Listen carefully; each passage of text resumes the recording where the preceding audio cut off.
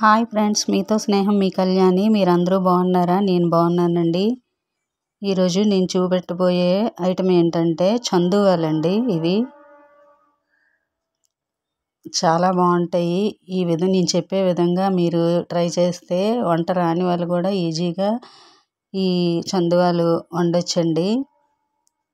చూస్తున్నారు కదా, చాలా నీట్గా క్లీన్ చేయాలండి. ఎందుకంటే ఆ ముక్కల మధ్యలో రెడ్గా ఉండిపోతాయి. 3-4 టైమ్స్ నీట్గా క్లీన్ చేసుకోవాలి. తర్వాత ఆనియన్స్ ఇలా కట్ చేసుకోవాలి.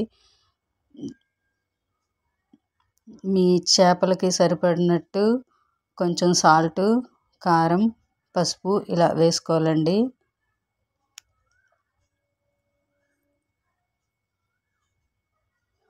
నేను నీట్గా కడిగి పెట్టుకొని తర్వాత ఇవన్నీ వేసి వాటిని కింద పైన నీట్గా కలుపుతున్నానండి. కలిపేటప్పుడు మీరు కొంచెం జాగ్రత్తగా కలపండి. కాకపోతే దీనికి ఎక్కువ ముళ్ళులు ఉండవండి.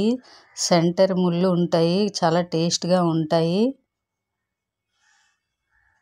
చాలామందికి అన్ని రకాల చేపలు వండటం రాదు కదా, కానీ ఇది చాలా ఈజీగా ప్రిపేర్ చేసుకోవచ్చండి. మనం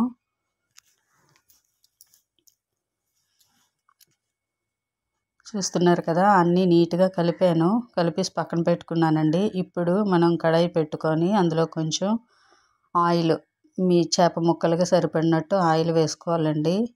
ఆయిల్ ఎన్వికి ఆయిల్ కారం ఎంత ఉంటే అంత టేస్ట్గా ఉంటుందండి. వెజిటబుల్స్కి ఎన్వికి తేడా అదొకటేని. వాటికి స్పైసీగా లేకపోయినా పర్లేదు, కానీ ఇది మాత్రం ఎన్వి మాత్రం ఉండాలండి.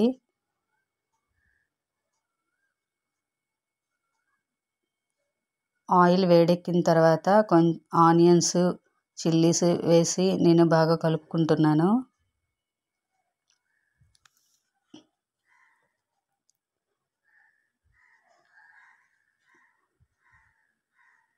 బాగా వేగాలండి. ఇవి సిమ్లో పెట్టుకొని కొంతసేపు మగ్గనివ్వాలి. మూత పెడితే వాటంతటా అవే మగ్గుతాయండి.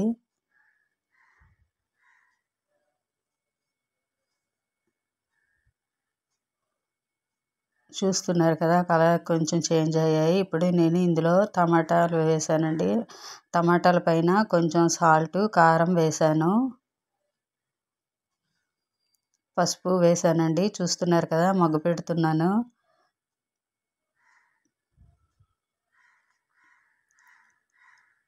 చూడండి, టమాటాలు బాగా మగ్గిపోయండి మెత్తగాను. ఎప్పుడైనా మనం ఇగురు చేసేటప్పుడు టమాటా ముక్కలు మిక్సీ చేయకూడదండి. ఇలా ముక్కలు వేస్తేనే దాని టేస్ట్ వేరే లెవెల్ అండి. పులుసుకి మనం మసాలాతో పాటు టమాటాలు పేస్ట్ చేయొచ్చు, కానీ ఇగురుకి మాత్రం చేస్తే బాగోవండి. చూస్తున్నారు కదా, ఆనియన్స్ అన్నీ ఎలా వేగాయో, టమాటాలు వాటిలో కలిసిపోయి కదా. ఇందులో కొంచెం నేను అల్లం వెల్లుల్లి పేస్ట్ వేస్తున్నానండి. ఇందులో ఇంకేమి దినుసులు ఏమి నేను కలపట్లేదు. మసాలా పేస్ట్ ఏమి ఇంకా వేయలేదు. అల్లం వెల్లుల్లే వేసాను. అందుకే కదా చెప్తున్నాను, వంట రాని వాళ్ళు కూడా చాలా సింపుల్గా చేసుకోవచ్చండి చందువ ఇగురు.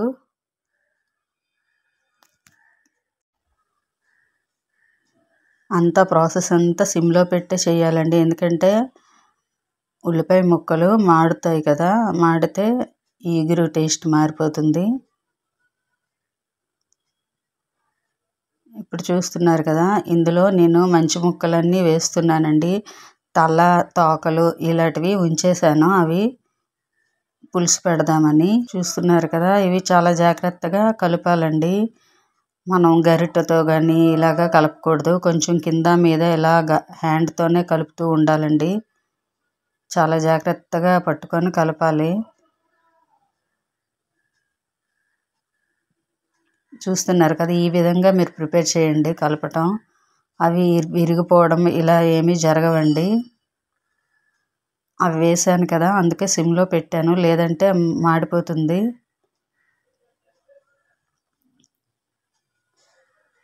ఇంకా ఇప్పుడే మీకు తగ్గట్టు సాల్ట్, కారం ఇలా ఏవైనా వేయాలంటే వేసుకోవాలండి. వేసుకున్న తర్వాత నేను నీళ్ళు వేస్తున్నాను.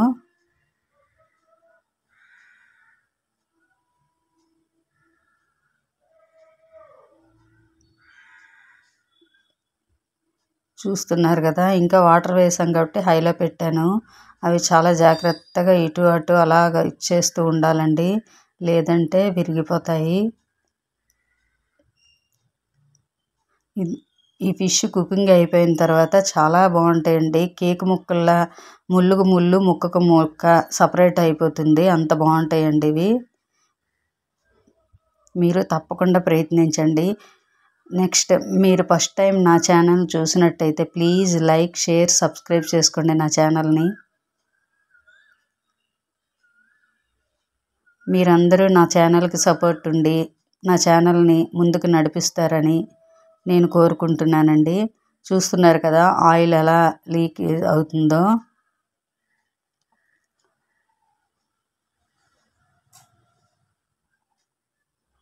మరొక 15 మినిట్స్ ఉంటే అంత కొంచెం దగ్గరికి తయారవుతుందండి, అప్పుడు కంప్లీట్గా పూర్తయినట్టేని.